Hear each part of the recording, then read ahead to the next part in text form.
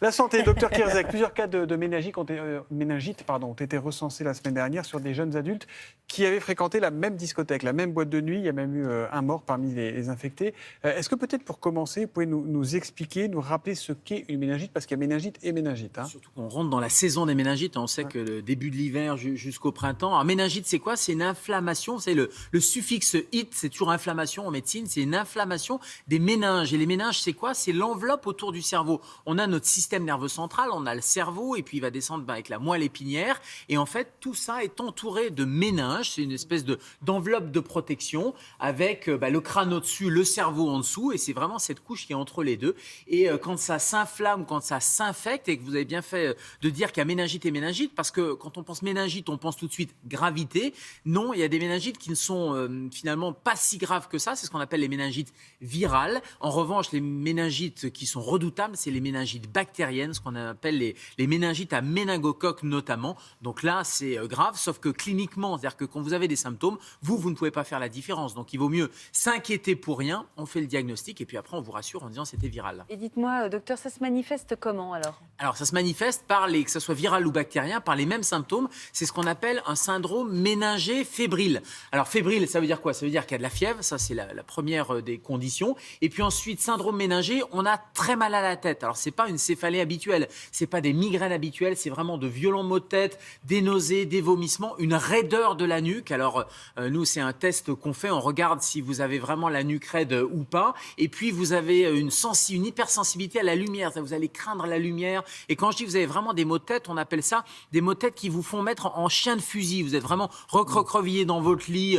un peu en chien de fusil, vous ne supportez pas la lumière. Bref, c'est vraiment une crise inhabituelle. Et ça, on appelle le SAMU dans ces cas-là. Là, on appelle le SAMU Centre 15, on appelle son médecin rapidement parce qu'on fera une ponction lombaire pour vérifier que c'est une méningite ou pas une méningite. Et ça fait très mal.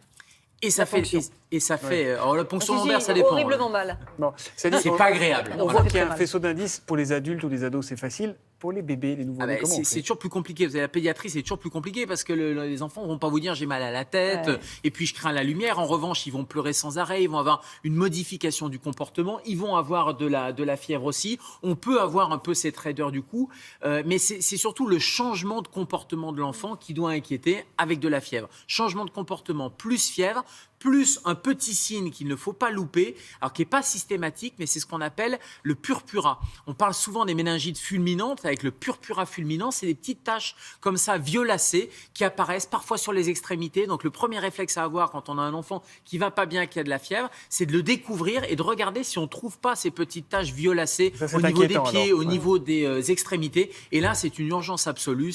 On appelle le SAMU Centre 15 parce qu'avant même la ponction lombaire qui fait mal ou qui fait pas mal, avant même la ponction lombaire, on donne un antibiotique parce que c'est l'urgence de traiter qui va primer. Alors on fait quoi alors, Gérald? Alors, quand on fait ça, on fait le diagnostic rapidement. Donc, on appelle le SAMU Centre 15, on voit un médecin très rapidement. Si on a un peu de temps, si c'est un adulte, on aura le temps de faire cette fameuse ponction lombaire. Et s'il n'y a pas de doute diagnostique, il vaut mieux traiter pour rien et donner des antibiotiques. Mais surtout, ce qui est important, c'est la prévention.